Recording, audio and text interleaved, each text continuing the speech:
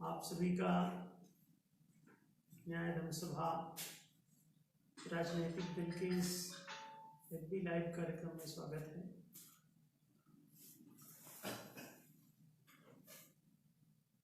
आप सभी को ज्ञात है कि साप्ताहिक कार्यक्रम रखा जा रहा है। प्रत्येक रविवार को शाम 8 बजे सभी लोग ऑनलाइन हो जाया करें तो आसानी से देख सकेंगे इस कार्यक्रम को। NDS अब एक राजनीतिक दल के रूप में प्रतिष्ठित है और न्याय स्थापना अभियान जो कि विगत 30 वर्षों से संचालित है, एक सामाजिक संगठन के रूप में न्याय धर्म सभा काम कर रही थी। अब न्याय धर्म सभा को एक राजनीतिक दल के रूप में चुनाव आयोग द्वारा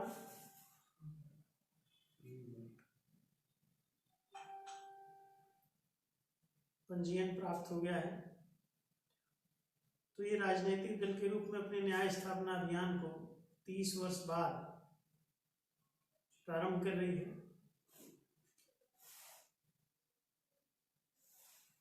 लक्ष्य ये है कि पूरे देश में न्याय स्थापना अभियान को राजनीतिक रूप से आगामी 5 वर्षों में अवगत करा दिया जाएगा और जानकारी ही क्रांति है। देश में आजादी के पहले तो अन्याय हजारों वर्षों से चल रहा है, लेकिन आजादी के बाद भी न्याय नहीं हो पाया। जब लोगों ने अपनी लोकतांत्रिक सरकार बना ली तब भी नहीं हो पाया। आज भी एक नागरिक को शिक्षा मिलती है, दूसरे नागरिक को नहीं। राजकोष प्रायः 1 से 5% नागरिकों के द्वारा उपयोग किया जा रहा है, उपभोग किया जा रहा है और बाकी 95% तक नागरिक उससे वंचित हैं। और ये स्थिति विगत हजारों वर्षों से, कई हजार वर्षों से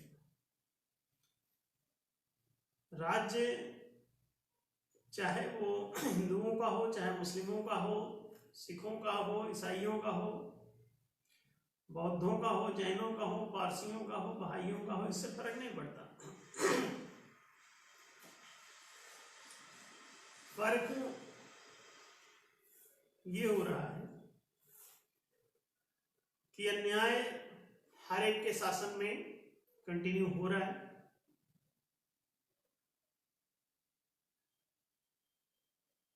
पंचानवे % लोग न्याय से वंचित हैं। न्याय का अभिप्राय किसी कोर्ट कचहरी के फैसले से नहीं है। न्याय हिताधिकारों का समुचित वितरण है। प्रत्येक नागरिक को उसके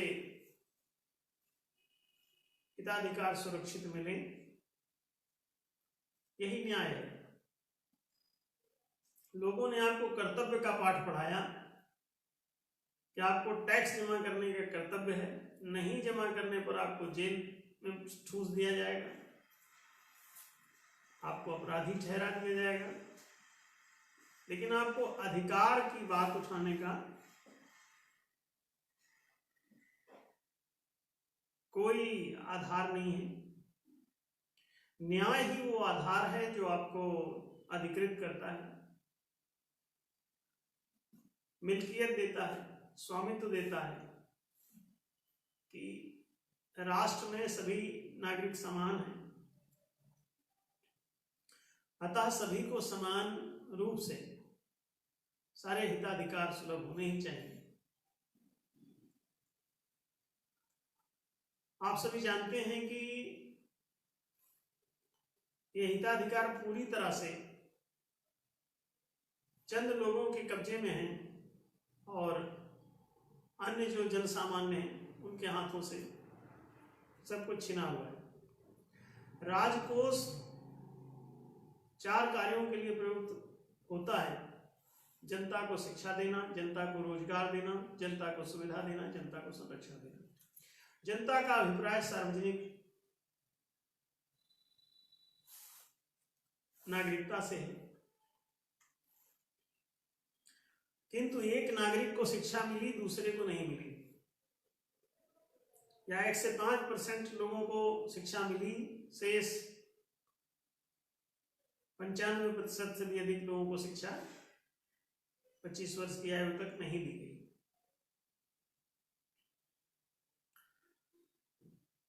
एक नागरिक को रोजगार मिला, दूसरे को नहीं मिला।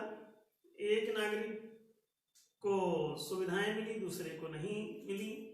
एक नागरिक को संरक्षण मिला, दूसरे को नहीं मिला। ये जो विषम व्यवहार है, इस व्यवहार को जब भी किसी अच्छे व्यक्ति ने बैठ के, कभी किसी राम ने या कभी किसी युधिष्ठिर ने या अन्य कभी किसी विक्रमादित्य ने या अन्य कोई भी राजा जो भी कुछ थोड़ा भी शालीन हुआ, सभ्य हुआ, तो उसने सभी नागरिकों के बीच विषमता को दूर करने का प्रयास किया कि राजा को चाहिए अथवा सरकार को चाहिए अथवा संविधान को चाहिए कि वो सभी नागरिकों को समान माने और समान रूप से उनके हितों की रक्षा करे। होता उल्टा है।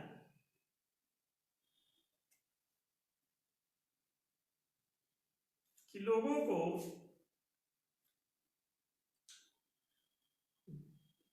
प्रायः 2 भाग में बांट दिया जाता है, एक मालिक वर्ग और दूसरा गुलाम वर्ग। वंचित लोगों को गुलाम कहते हैं और अभिषिक्त लोगों को, सुविधा लब्ध लोगों को, हिताधिकार प्राप्त लोगों को मालिक कहते हैं। अभी भी ऑफिसेस में आप देखें तो सामान्य जो नौकर वर्ग है उसे कर्मचारी कहते हैं और जो मालिक वर्ग है उसे अधिकारी कहते हैं। अफसर है, अफसर माने अधिकारी, और उसके नीचे कर्मचारी। तो अधिकारी और कर्मचारी 2 भाग में आज भी पूरी दुनिया बटी हुई है। एक तरफ अधिकारी वर्ग है जिसको सारे अधिकार प्राप्त हैं और दूसरी तरफ कर्मचारी वर्ग है जिसको कोई भी अधिकार प्राप्त नहीं। अधिकारी शब्द ही इसीलिए गढ़ा गया है ताकि लोगों को ये पता चलता रहे कि सारे अधिकार उसके हैं। अन्य जो कर्मचारी हैं, तो कर्मचारी माने होता है कर्तव्य करने वाला। अधिकारी सभी प्रकार के राइट्स अपने पास रखेगा और कर्मचारी सभी प्रकार की ड्यूटीज अपने पास रखेगा। तो आप अनुमान लगा सकते हैं कि ये धोखा जो है कितने बड़े पैमाने पर है कि शाह गुलाम, अधिकारी कर्मचारी, दूसरे शब्दों में मालिक नौकर। आप इस पर ध्यान दें, राजा प्रजा भी 2 रूप में है। एक शाही लोग हैं और दूसरे गुलाम लोग हैं। शाह है तो दूसरी तरफ गुलाम। ताश में भी देखें तो एक बादशाह, बेगम, उसके नीचे सब गुलाम। तो बादशाह बेगम के नीचे गुलाम।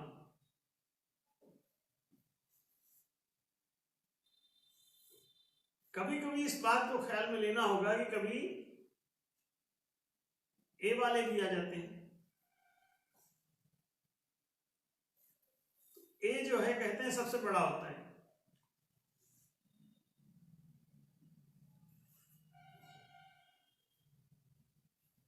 वो ट्रम्प की तरह काम करता है। तो कभी कभी ये जो है इन बादशाहों और बेगमों को गुलामों के समकक्ष और गुलामों को बादशाहों और बेगमों के समकक्ष कहा करता है। ये जो है वो है justice. A for justice, A for Apple नहीं, ए फॉर जस्टिस। ताश के पत्तों में जो ए है वो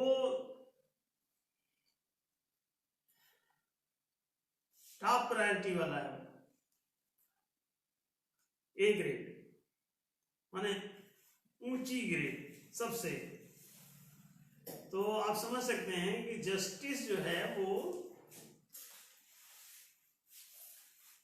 बादशाहों पर भी भारी पड़ता है। ताश का जो सबसे बड़ा पत्ता है वो बादशाह नहीं, इक्का है, ए लिखा रहता है उसमें। तो आप समझ सकते हैं कि ये परिकल्पना जो दी गई है वो इसीलिए दी गई है कि इनका भी कोई नायक होगा। राजाओं का भी राजा, राजाओं का भी नायक, उनका भी नियामक। तो ये हमेशा समझना होगा उनका सबका नियामक धर्म है जिसे न्याय कहते हैं। समाज और राष्ट्र का धर्म न्याय है, मानव समाज अथवा मानवीय राष्ट्र का धर्म न्याय है। आप सब समझ सकते हैं कि वो जो इक्का है वो इसी रिलीजन के लिए, राजा ने जब भी कहा मैं बड़ा, तो उसके ऊपर एक जो राज्याभिषेक कर रहा होता है वो कहता है कि नहीं तुम बड़े नहीं, तुम्हारे ऊपर धर्म का दंड है, धर्म का शासन है, तुम्हारे ऊपर धर्म के नियम है, धर्म की मर्यादाएं हैं। और धर्म क्या है? तो बोले यो वैसा धर्म सत्यम वही तत्, सत्य ही सब चीज का आधार है, हर सही बात का आधार सत्य है। तो सत्य ने खोजबीन करके देवताओं के लिए प्रेम का धर्म दिया, मनुष्यों के लिए न्याय का धर्म दिया और दैत्यों के लिए पुण्य का धर्म दिया, ताकि दैत्यों को दानव बनाया जा सके, मनुष्यों को मानव बनाया जा सके और श्रेष्ठ जनों को जो मनुष्यों से भी श्रेष्ठ हैं उनको देवता बनाया जा सके। तो ये प्रेम, न्याय और पुण्य के तीन धर्म हैं, तीन सभ्यताएं होती हैं, तीन लोग आपने सुन रखा होगा, दानव लोग, मानव लोग, देव लोग।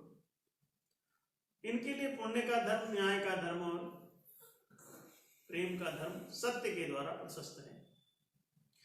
सत्य की खोज हुई और पाया गया कि इस जगत में जो अनेकता दिखाई देती है उसके पीछे एक ही तत्व मूल कारण है। सभी अनेक विभिन्न प्रकार की वस्तुओं का निर्माण एक ही रचना सामग्री से हुआ है।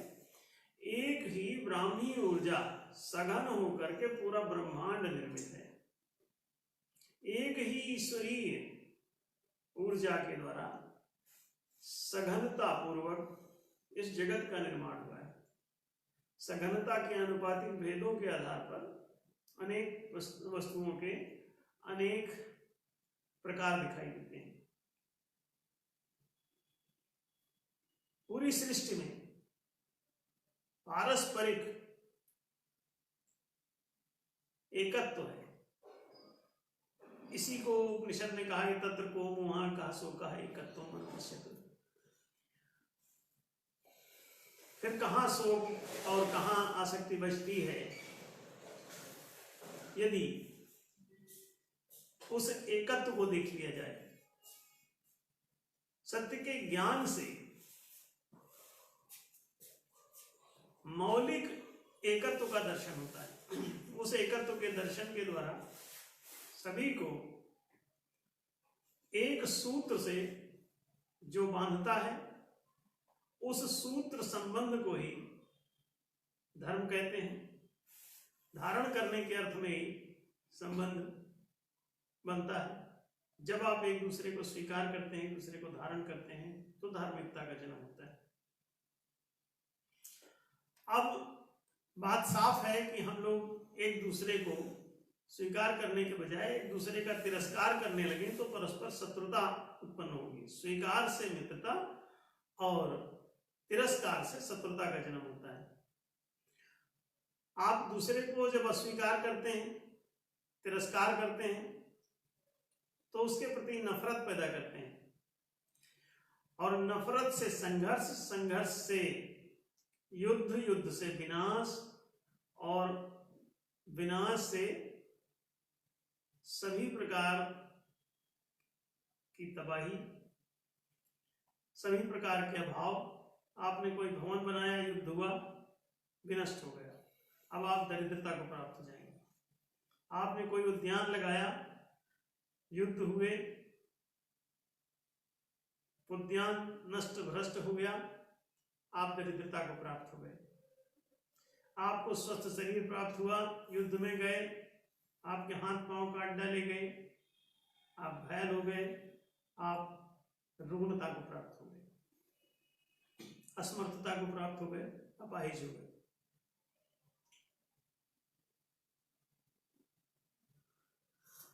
आप इस बात पर विचार कर सकते हैं कि जो रास्ता विनाश की ओर जाता है उसे अधर्म कहते हैं, वो धारण करने योग्य नहीं है, इसीलिए वो अधर्म हुआ। और धारयति इति धर्मः, जो धारण करने योग्य मार्ग है उसे धर्म कहते हैं। धारणीय मार्ग,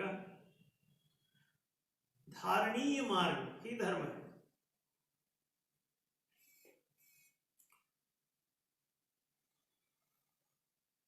बात साफ है कि मानव समाज न्याय के बिना नहीं चलेगा। इसीलिए मानव समाज में न्यायालय को सर्वोच्चता प्राप्त हुई। न्याय ही सर्वोच्च मंदिर है। न्याय विधान ही मानव समाज का मौलिक धर्म ग्रंथ है।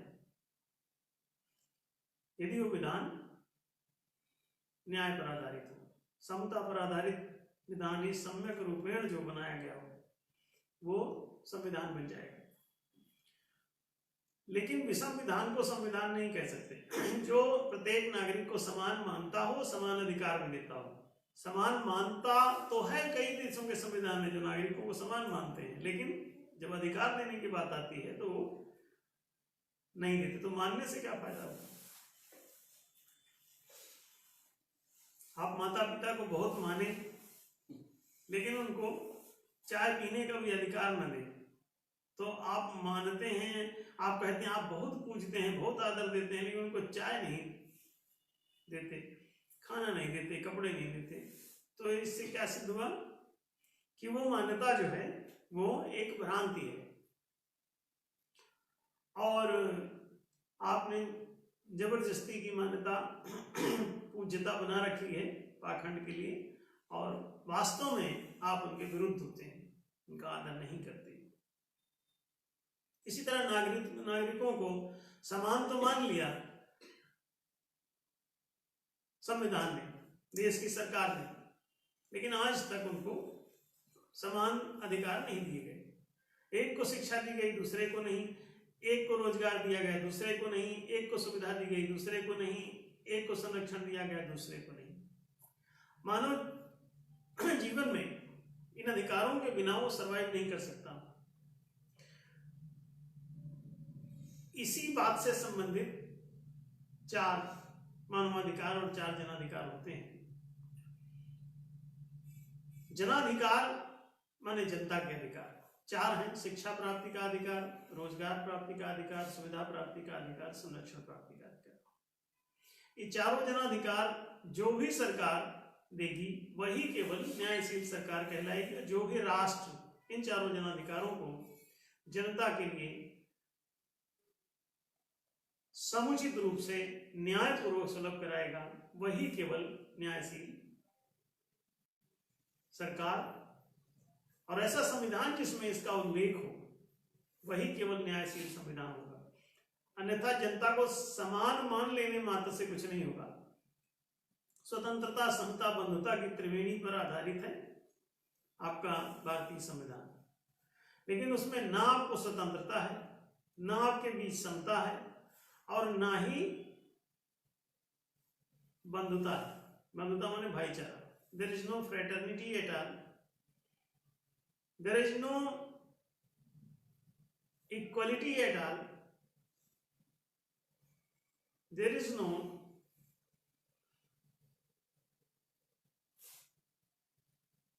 Freedom at all. आपको निजी मामलों की स्वतंत्रता होनी चाहिए थी, वो दी नहीं गई। आपको आर्थिक मामलों में समाधिकारिता होनी चाहिए थी, वो दी नहीं गई। आपको व्यवहारिक मामलों में एक दूसरे के लिए समुचित सभी अवसर मिलने चाहिए थे, विकास के, उत्थान के, उन्नति के, प्रगति के, पदों के। वो सब कोई व्यवहारिक और आध्यात्मिक बातें आपके जीवन में समता नहीं ला पाई।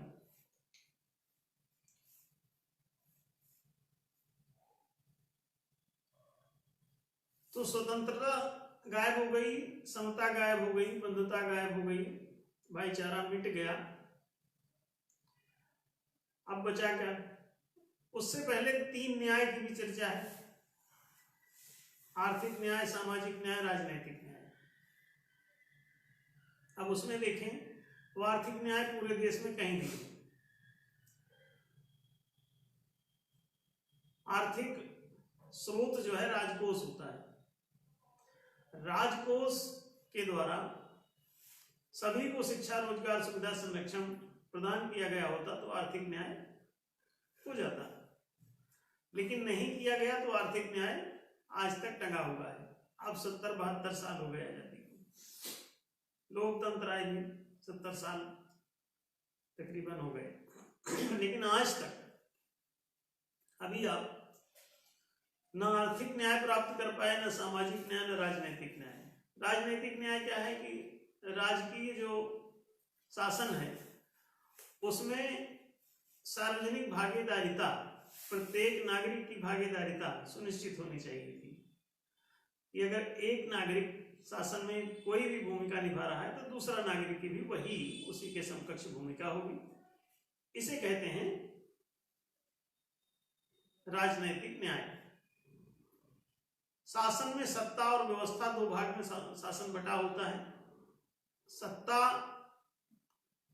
के फिर 3 भाग हैं, विधायिका, मंत्रिका, न्यायिका, माने विधायक, मंत्री, न्यायाधीश, और इनके द्वारा बनाया जाने वाला विधान, मंत्रणा और न्याय अर्थात नियम, नीति, निर्णय। तो ना तो आप सत्ता की नियुक्ति और निरस्ती में मताधिकारी हैं, ना तो आप नियम, नीति, निर्णय के पारित खारिज करने में मताधिकारी हैं। तो बात स्पष्ट है कि राजनीतिक न्याय भी आपके साथ नहीं हुआ, आर्थिक न्याय की तो संभावना थी नहीं। अब जो राजनीतिक न्याय का मामला था वो भी खत्म हो गया। सामाजिक न्याय, अभी तक आपको निजी मामलों में स्वतंत्रता नहीं है, हेलमेट तक लगाने के कानून हैं और आप भूल जाएं गलती से तो आप हजार रुपए चुकाते रहिए, कहो क्या करें, नहीं जेल में भी डाल दें। निजी मामलों में भी आप स्वतंत्र नहीं हैं। आप शादी करना चाहते हैं, नहीं करना चाहते हैं, ये कानून तय करेगा। आप तलाक देना चाहते हैं, नहीं देना चाहते हैं, कानून तय करेगा। आप किसी के साथ रहना चाहते हैं, नहीं रहना चाहते हैं, सब कानून तय करेगा। आप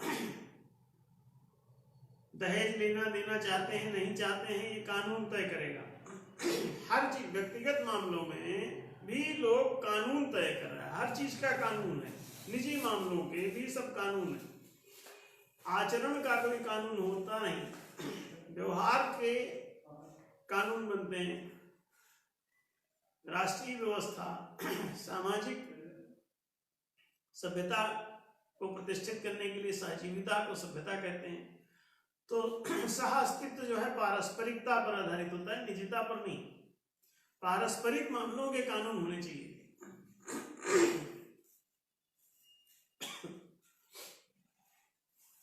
पारस्परिक मामलों के कानून होने चाहिए, तो हुआ उल्टा। निजी मामलों के कानून बनने लगे। आप किस ढंग के कपड़े पहनेंगे, धीरे धीरे आप आलू खाएंगे कि टमाटर खाएंगे, इसके भी कानून वो लोग ले आएंगे। आप कैसे कपड़े पहनेंगे, क्या वेशभूषा पहनेंगे, वो सब तय कर देंगे। आपके घर में भी आपको जीने नहीं देंगे चैन से। पारस्परिक व्यवहार के कानून की आवश्यकता होती है केवल। चारित्रिक कानून समाप्त नहीं किए गए, अर्थात सामाजिक न्याय प्रतिष्ठित नहीं हुआ।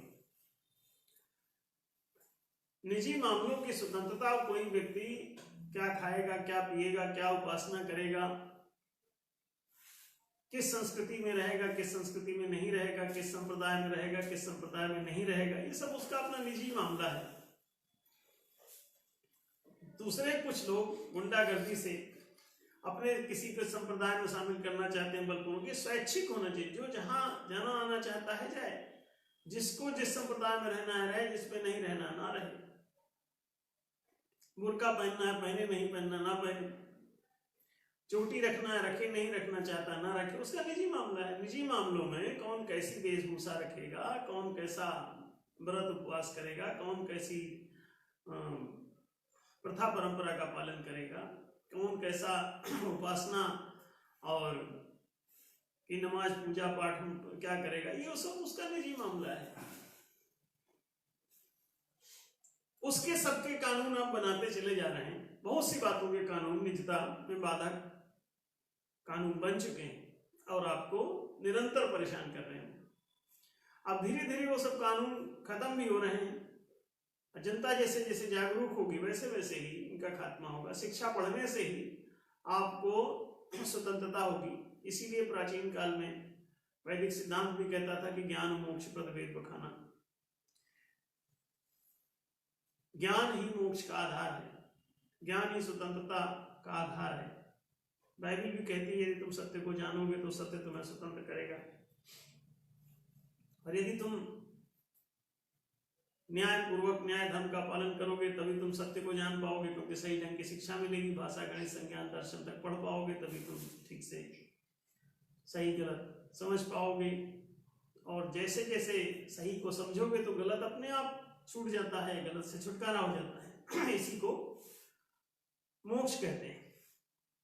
गलत बातों से छुटकारा ही मोक्ष है। सही बातों में प्रतिष्ठा ही स्वामित्व है, ईश्वरत्व है। सत्य में जितनी मात्रा में आप प्रतिष्ठित होते जाएंगे उतनी मात्रा में आप ईश्वर होते जाएंगे, उतनी मात्रा में आप ब्रह्मत्व को प्राप्त होते जाएंगे, उतनी मात्रा में आप मुक्त होते जाएंगे, मोक्ष प्राप्त होता जाएगा। सत्य ही मोक्ष का आधार है। सत्य का ज्ञान ही ज्ञान मोक्ष प्रद वेद बखाना, प्रीति ज्ञान अन्न मुक्ति। सत्य को जाने बिना मोक्ष नहीं होता, मुक्ति नहीं मिलती। सत्य को जानकर मानकर जी कर ही सत्य हुआ जा सकता है, यही मोक्ष का आधार है। अन्य चाहे आपने कितना ध्यान किया, मेडिटेशन किया, क्या नहीं, ऐसे कोई मतलब नहीं है। आप सिर्फ टाइम खराब कर रहे हैं अपना। कितना योगा किया, कितनी समाधि लगाई, कितना घंटी बजाया, कितना माला जपा, कितना नाम रटा, कितना क्या कुछ भी कर लो, रहोगे अज्ञानी और लोग तुमको चालाक लोग को नाम बनाए रखेंगे और नाम भी रटवाते रहेंगे और ये भी बताते रहेंगे कलयुग केवल नाम आधारा, सुमेरी सुमेरी ना तो नहीं पा रहा। तो ये फर्जी बातों का प्रचार कर करके आपको झंझट में डाले रहेंगे, जबकि आपका जीवन एक विकास यात्रा है। और विकास के लिए आपको सब अधिकार चाहिए, शिक्षा प्राप्ति का अधिकार, रोजगार प्राप्ति का अधिकार, सुविधा प्राप्ति का अधिकार, संरक्षण प्राप्ति का अधिकार। इन चारों अधिकारों के मिलने पर ही आपका जीवन सुंदर बनेगा, विकसित होगा। और जब विकसित होगा तभी आप मोक्ष को प्राप्त होंगे, स्वतंत्रता को प्राप्त होंगे। इन चारों जनाधिकारों के बिना आपकी न कोई मुक्ति है, न कोई मोक्ष है, न कहीं कोई छुटकारा है। आप समाज में डूब जाइए, कहीं भी चले जाइए, आपका कोई छुटकारा नहीं। अज्ञानी का कोई छुटकारा नहीं, मूर्ख का कोई छुटकारा नहीं। ज्ञान मोक्ष पद वेद बखाना। भक्ति भी ज्ञान के बिना। आप मानस का भी एक वचन पढ़े, तुलसी का लिखा हुआ, तो उसमें भी उन्होंने भी ये स्वीकार कर लिया था कि जाने बिनु न होए प्रतीति, बिनु प्रतीति होए नहीं प्रीति, अप्रीति बिना नहीं भक्ति सुहाई। और कहते हैं अगर किसी को सुहाग भक्ति कर भी रहा है तो कैसी होगी, जिम खगेश जल की चिकनाई। कहते हैं ऐसी भक्ति होगी तुम्हारी जैसे जल की चिकनाई, तेल की नहीं, जल की चिकनाई। छींटा मारा, थोड़ी सी धूप लगी और सूख गई, फिर चें आवाज। पानी का छींटा मार दीजिए पहिया में तो कितनी देर उसकी चिकनाई काम करेगी, और तेल डाल दीजिए तो बड़ी देर तक चलेगी, और कहो चलती रहे। तो आप समझ सकते हैं कि ज्ञान के बिना, सत्य को जाने बिना प्रेम नहीं पैदा होता, प्रेम के बिना भक्ति नहीं पैदा होती, भक्ति के बिना कोई अनुशासित नहीं रह सकता। किसी के पीछे भागना ही भक्ति है, किसी को फॉलो करना ही भक्ति है। तो सत्य को फॉलो करोगे, जब सत्य को जानोगे तभी परिचय होगा। तो जाने बिनु न होए प्रतीति, प्रतीति माने परिचय। ज्ञान के बिना आप परिचित नहीं हो पाते। अबिनु प्रतीति हो नहीं प्रीति, जिसे आप जानते नहीं उससे प्रेम नहीं होगा, बिना प्रतीति के प्रीति नहीं होगी, और प्रीति बिना नहीं भक्ति सुहाई। प्रेम नहीं है तो कभी तुम किसी चीज के प्रति अनुशासित नहीं हो सकते, कोई सही बात मान नहीं सकते। 2 + 2 = 4 तुम्हारा कभी नहीं होगा। 3-5 जिंदगी में करते रहोगे, और जिंदगी भर 3-5 करने का परिणाम ये होगा कि अंततोगत्वा तुम्हारे हाथ में निराशा, हताशा, उदासी, दुख, दरिद्रता, भुखमरी, तबाही अंत में आनी।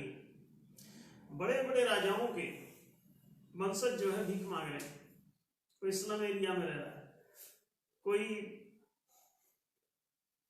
अभी कहीं हमने पढ़ा था कि कोई मुगल वंश का जो है वो लाल किले के नीचे चाय बना रहा है कहीं, आप किसी न्यूज में था। अन्य कोई जो है वो सब बड़े बड़े जमींदारों के बच्चे आजकल कहीं चपरासी हैं, कहीं कुछ, बड़ी हालत खराब है, एक एक रोटी के लिए तबाह है। क्यों? गलत रास्ते पर चलने पर धीरे धीरे धीरे धीरे आपका सब चैतन्य क्षीण होने लगता है, प्रतिभा क्षीण होने लगती है, कौशल क्षीण होने लगता है।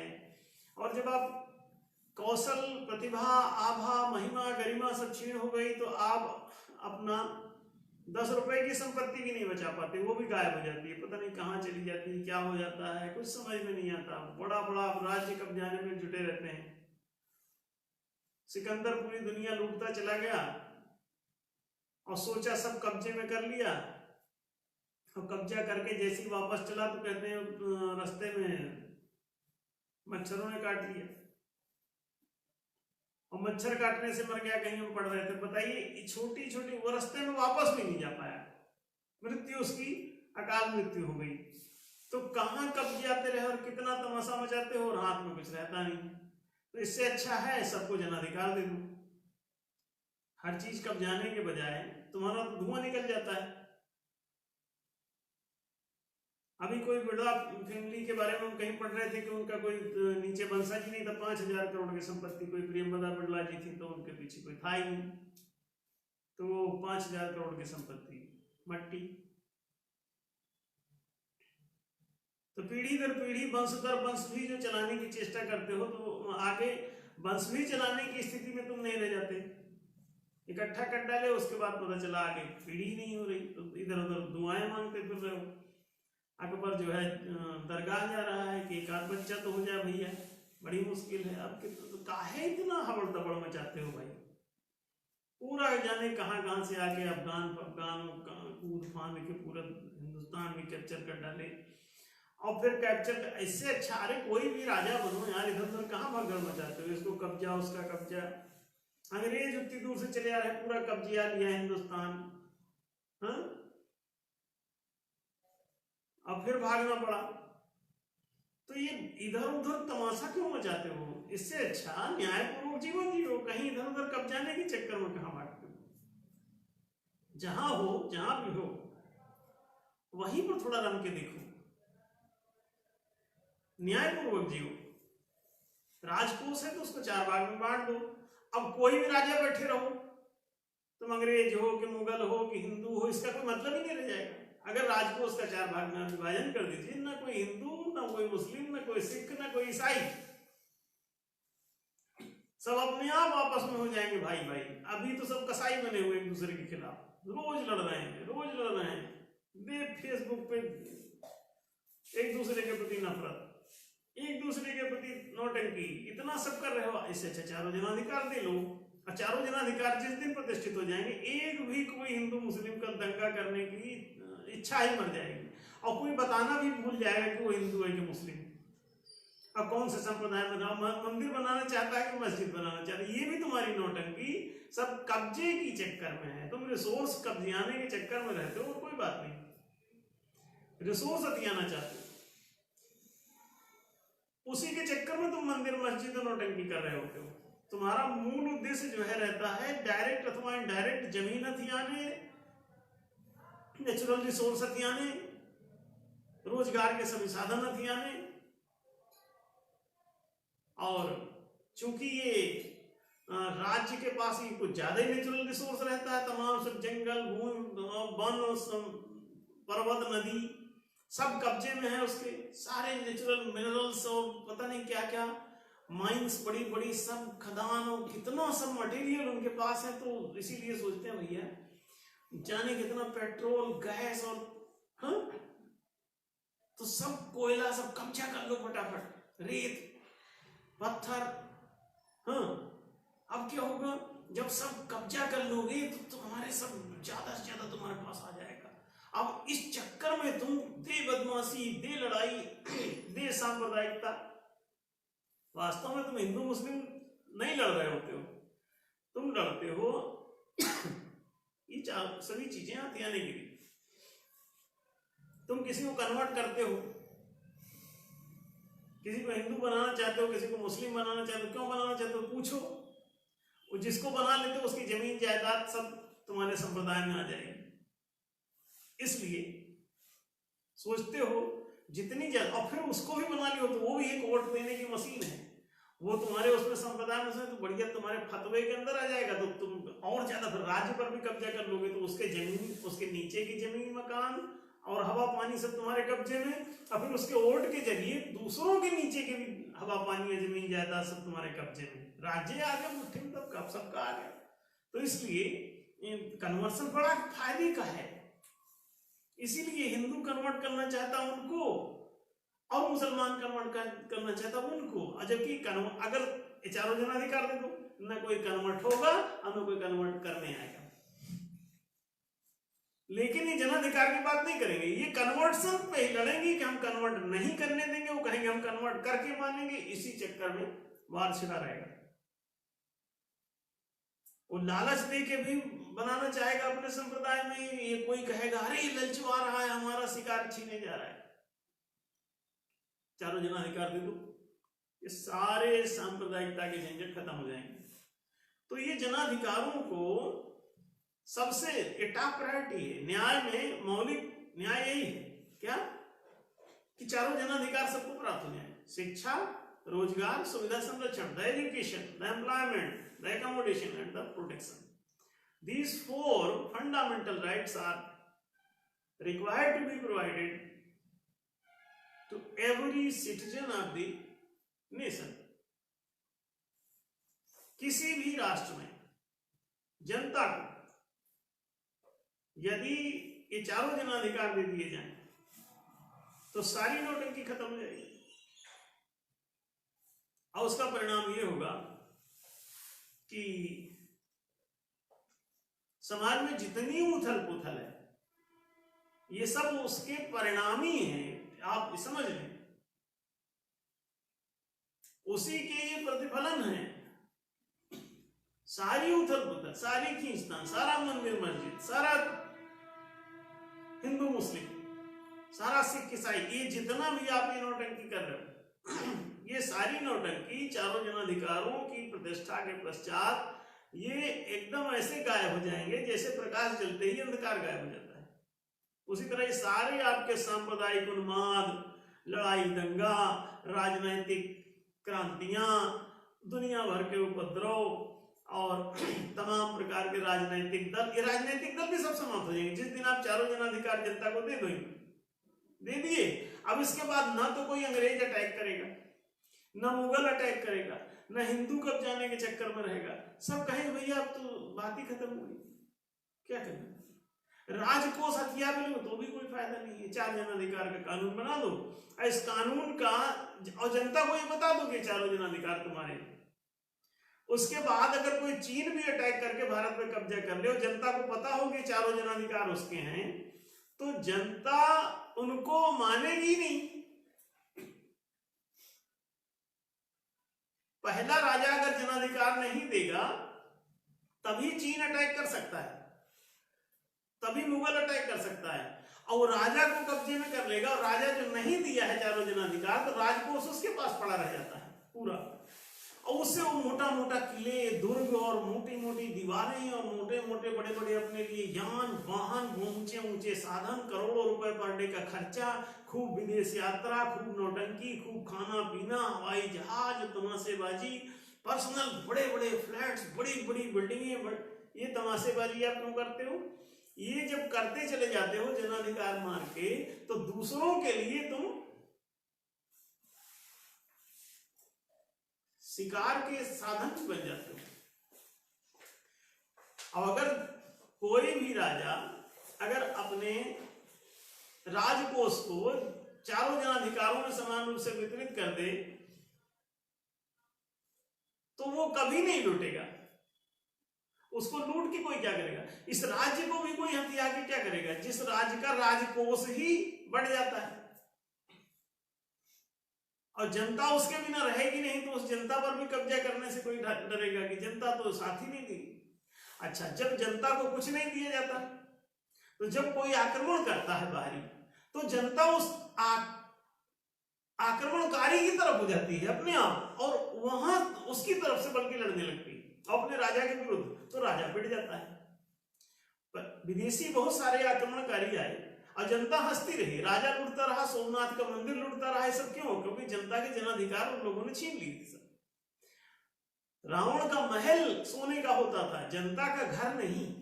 हमेशा ध्यान रखें, भारत सोने की चिड़िया थी, इसकी प्रजा नहीं। भारत का राज्य वर्ग सोने की चिड़िया था, इसका सेठ वर्ग सोने की चिड़िया था। 1 से 5% आदमी सोने की चिड़िया और नीचे घास का दाना भी नहीं मिलता सामान्य चिड़ियों को। तो अब क्या होगा? आप लंका का इतिहास पढ़ लें तो उसमें रावण जो राजा है तो उसमें यह वर्णन है कि उनका महल ही केवल सोने का है। अब बाकी जो प्रजा है उसके पास तो बाल कटाने का भी पैसा नहीं, तो गुजरे पुजड़े कैसे पत्ता पहने हैं और जाने क्या कर रहे हैं, इतना पिछड़ा। सारी प्रजा भूखमरी, जीव जंतु खा रहे पकड़ पकड़ के। जब भूखों मरोगे, सही रोटी दाल सब्जी चावल न मिलेगा तो जीव जंतु ही ना खाओगे। चीन का राज्य इतना कड़क था कि वो वहां का कीड़ा खा रहे हैं लोग। अभी देखो चमगादड़ खाए हैं, सांप खाए हैं, तो उसका परिणाम कोरोना आ गया। उसके अंदर एक कोरोना वायरस था, खाए तो वो भीतर घुस गया, अब दूसरों को भी सता रहा है, अब खुल गया कोरोना। तो चारों तरफ तमाशा मचा दे, पूरी दुनिया पगलाई फिर रही इस समय। अब काहे के लिए नोट, अरे प्रजा को खाना पीना दो सही, नहीं उसको गेहूं चावल सब्जी आलू दाल, तो अच्छी रोटी सब्जी पूड़ी समोसा ये सब मिले तो कोई अंट संट क्यों खाएगा। अब सांप से छूदर और मेढक चमगादड़ खाओगे तो उससे तुमको कोई अच्छा संस्कार मिलेगा, और जो भी अंदर वायरस है सब तुम्हारे भीतर घुस जाएंगे। तो प्रजा को अगर अच्छा कपड़ा मिले तो इधर अत्ता पत्ता कोई क्यों पहनेगा, फटे हाल क्यों रहेगा। और ये सिर्फ सही ढंग की शिक्षा दे दो, सही ढंग का रोजगार दे दो, ये दो भी काम कर दो, 4 में से 2 जनाधिकार भी दे दो तो सारा जगत धन्य हो जाएगा। 25% आप शिक्षा बजट कर दो और 25% रोजगार बजट कर दो। 4 छोड़ो, सुविधा संरक्षण छोड़ दो, तुम पी जाओ केवल ये 2 दे दो। और चलो इसमें से भी हम कहते हैं शिक्षा भी तुम लूट लो, केवल रोजगार का फंड बना दो, केवल एम्प्लॉयमेंट फंड बना दो, और उसके बाद एक भी कोई दुख तकलीफ में दिखे, कोई गरीब दिखे तो आप हमको बता दो। न्याय धर्म सभा आते ही सबसे पहले 4 जनाधिकार आपको देने वाली है। और ऐसा नहीं आप चाहे जब इसको वोट दे लीजिए, इसको इसके अलावा कोई काम ही नहीं करना। और इनमें से सबसे पहले एम्प्लॉयमेंट फंड बना दी पहुंचते, सबसे पहला काम करें। 4 जनाधिकारों में से आप ये मत सोचना कि पहले तुमको शिक्षा देगी केजरीवाल की तरह, ना शिक्षा देना तो तुमको एक बेवकूफ बनाना है। तुमको एम्प्लॉयमेंट दे दिए जाए तो तुम जो है पैसा कमा के अपने शिक्षा भी और सुविधाएं भी और संरक्षण का सब इंतजाम कर सकते हो। दादा बढ़ाना भैया सबसे बड़ा रुपया, but they are not ready to, no party, no political party is ready to establish the employment fund. If they will establish, they will charge interest by 11%, by 12%, by 36%, any percent they will impose, because they cannot provide you employment, because they want to make you slave. Or any government which wishes to make you slave, that will not provide employment, proper employment to public, because उनको गुलाम चाहिए। गुलाम चाहिए तो संसाधन विहीन बनाना पड़ेगा। संसाधन विहीन व्यक्ति ही गुलामी के लिए बाध्य होता है, और कोई दूसरा मार्ग नहीं। नौकर बनने को कौन विवश होगा, दास बनने को कौन विवश होगा, गुलाम बनने को कौन विवश होगा, स्लेवरी के लिए कौन विवश होगा? जिसके पास सब संसाधन होंगे ना, संसाधन होंगे तो आपके पास आएंगे ही, वो कहेगा उसका तो काम चल रहा है। प्रॉपर रिसोर्स अगर किसी के पास सुलभ है, कभी गुलाम नहीं बनेगा। इसीलिए किसानों को कृषि संसाधन, वणिकों को वाणिज्यिक संसाधन, आप ये 2 ही मूल नागरिकों का झुंड है, और इन दोनों को अगर ये दे दिया गया, अरे क्रांति। और एम्प्लॉयमेंट फंड बनाते ही न्याय धर्म सभा की घोषणा है कि वो न्यूनतम 1 करोड़ रुपए की क्रेडिट प्रति नागरिक देने वाली है एम्प्लॉयमेंट फंड में, और उसमें से आप जितनी मर्जी निकाल लीजिए, सिक्योरिटी जमा करिए, कोई चार्ज नहीं, कोई शुल्क नहीं, कोई इंटरेस्ट नहीं, कोई लोड नहीं, कोई तकलीफ नहीं। न्याय धर्म सभा की 30 साल से ये पुरानी घोषणा है कि न्याय धर्म सभा जब भी सत्ता में आएगी, अभी 30 साल में जाओ चाहे 3000 साल में लाओ, ये आपको 4 जनाधिकार दे देंगे। 4 जनाधिकारों में सबसे पहले एम्प्लॉयमेंट फंड स्थापित करेंगे, बिकॉज बाकी सब दादा बड़ा नभैया सबसे बड़ा रुपया के अधीन है। बाकी तीनों जनाधिकार वो खुद भी अर्जित कर सकते हैं, उनके पास यदि पैसा हो, शिक्षा अर्जित कर सकते हैं, सुविधा अर्जित कर सकते हैं। समझ, employment is the basic need of the public. पैसा चाहिए, अर्थव्यवस्था चाहिए, आर्थिक न्याय, इसीलिए संविधान ने सबसे पहले आर्थिक न्याय लिखा उद्देशिका में। But there is no economic justice at all in India after implementation of the constitution. Even after implementation of the constitution you could not achieve your public right।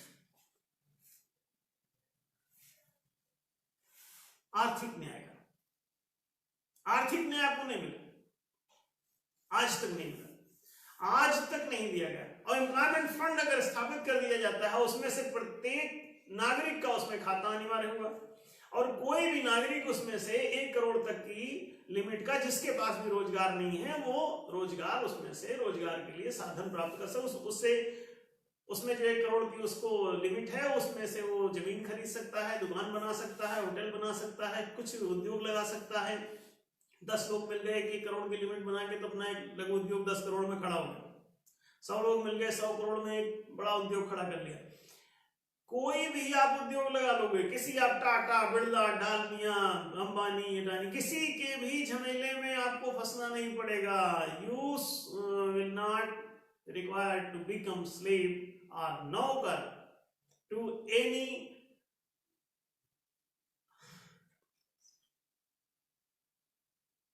in any firm।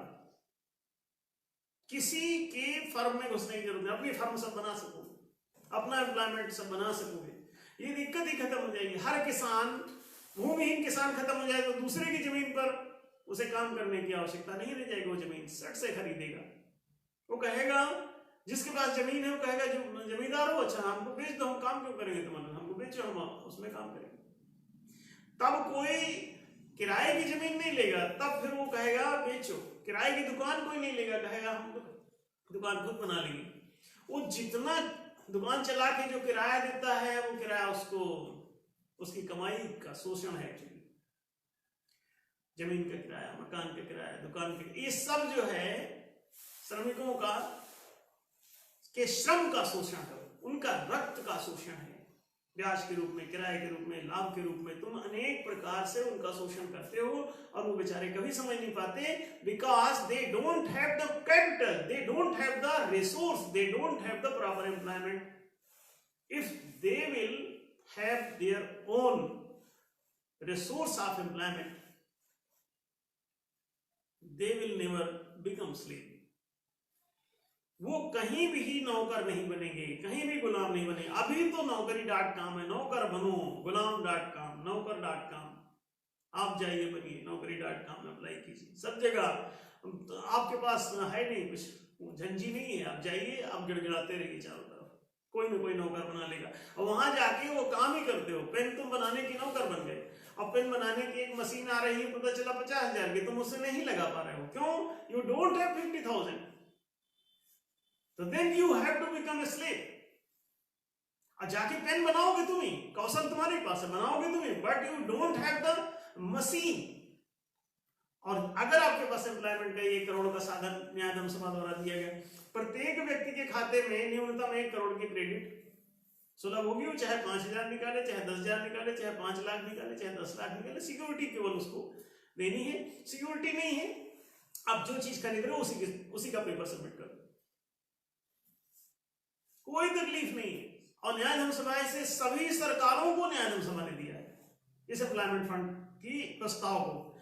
आज तक किसी ने इसको ईमानदारी से implement नहीं किया। मोदी सरकार ने एक मुद्रा योजना लॉन्च की तो थोड़ा लगा कि कर देंगे, लेकिन फिर उसमें उन्होंने एक तो सबको दिया नहीं, दूसरा उसमें ब्याज की दर ठोक दिया, तो फिर से खत्म हो गया, मर गया। वो तो नॉर्मल बैंक हो गया, ब्याज लगा दिया तो रिसोर्स खत्म। क्यों? वो तो वही हो गया कि आप किसी दूसरे की आप उसमें जाके हो गए, पूंजी किसी और की है, अब आप मरते खटते रहिए, कमा कमा के उसका घर भरिए, आपकी पूंजी कभी नहीं बन पाएगी। पहले ही दिन से अगर आपकी पूंजी हो तो कितना बढ़िया होगा।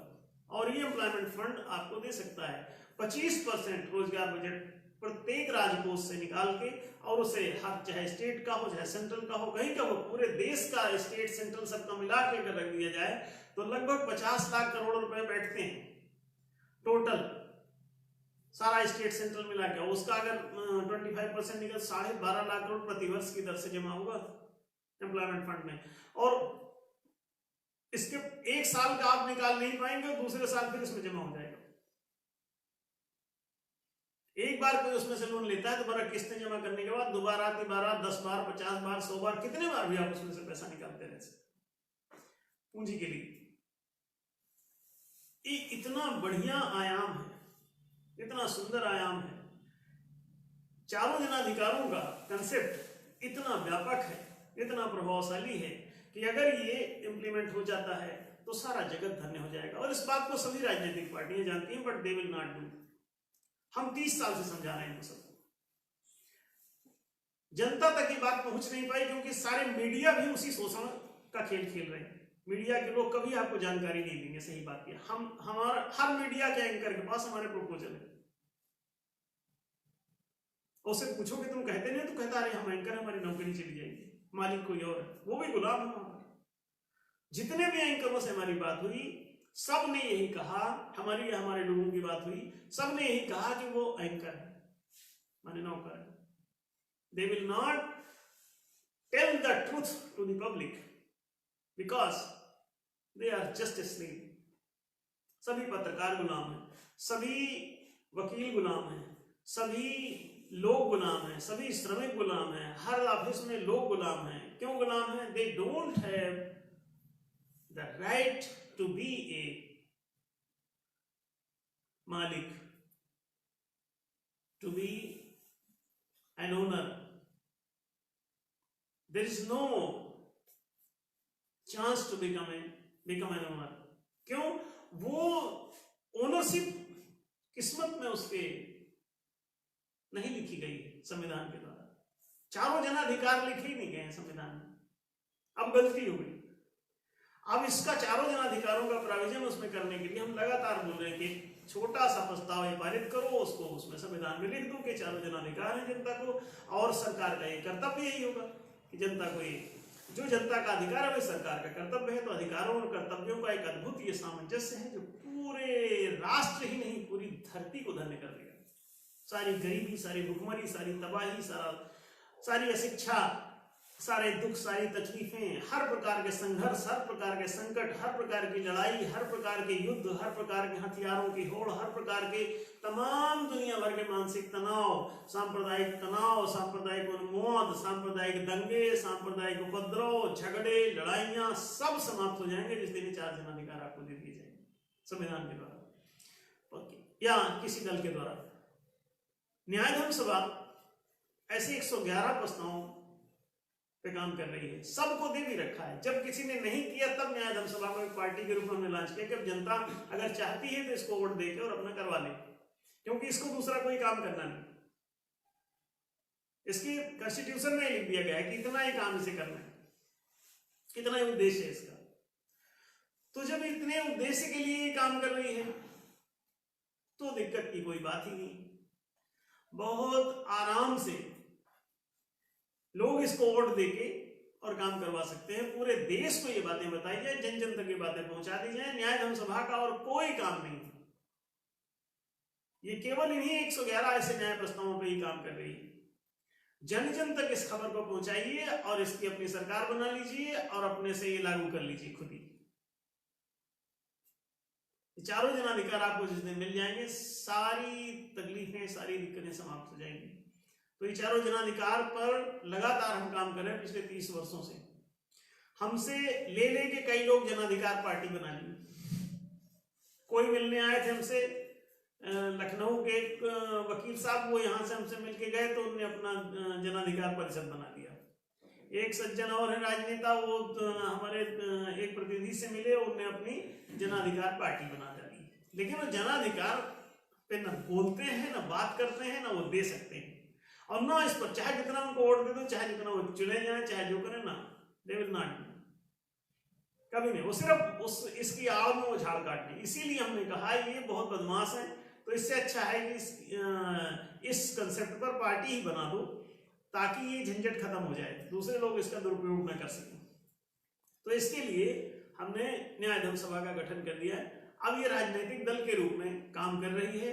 जहां जहां भी चुनाव होते हैं सभी जगह इसको खड़े करो, इसके प्रतिनिधि तैयार करो। जो लोग भी इसकी पात्रता के अनुसार शुद्ध सिद्ध होते हैं वे लोग इस पर काम कर सकते हैं, राजनेता बन सकते हैं और बड़े आराम से वहां जाके और इन सब चीजों को लागू करके घर वापस जाके विश्राम कर सकते हैं। नेतागिरी करने की जरूरत नहीं किसी को। ये तो वैसे भी महालोकतंत्र लेके आ रही है, तो उसमें पार्टियों का या किसी राजनीतिक उसका कोई अस्तित्व तो नहीं रह जाएगा।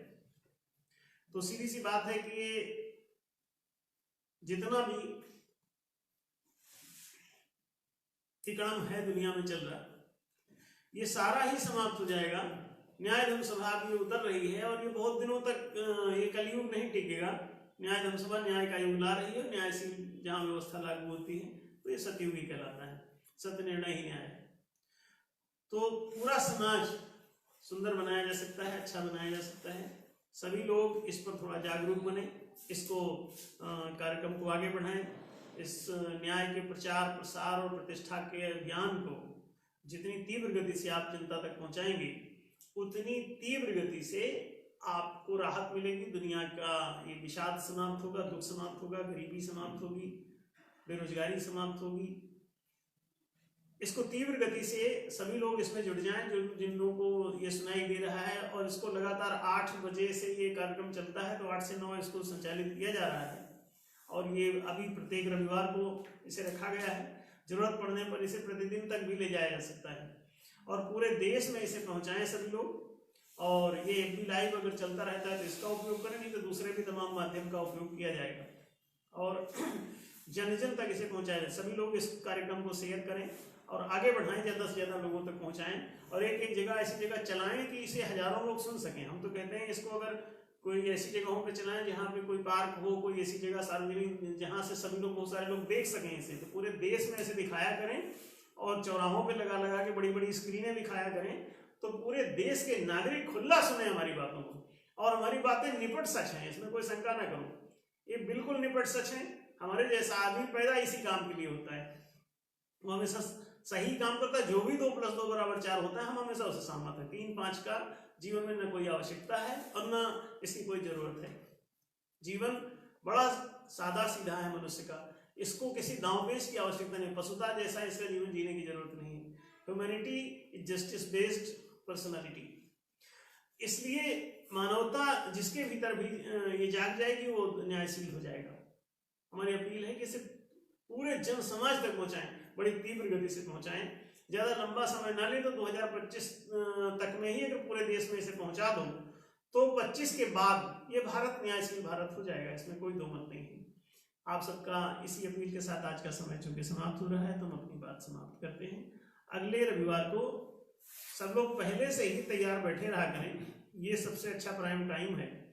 और ठीक 8 बजे आप सब पहुंच जाया करें, अपने अपने या जहाँ जहाँ भी हैं वहाँ पे अपना अपना मोबाइल ऑन कर लिया करें। और 8 से 9 1 घंटा, इससे बढ़िया न कोई धार्मिकता है न कोई उपासना है। 1 घंटा आप अगर इसकी उपासना करते हैं और ये 1 घंटा फेसबुक पे लाइव देखते और खूब दिखाएं, देखें भी और दिखाने में ज़्यादा रुचि लें। देखें चाहे कम, लेकिन दिखाएं तो ज़्यादा फैलेगा।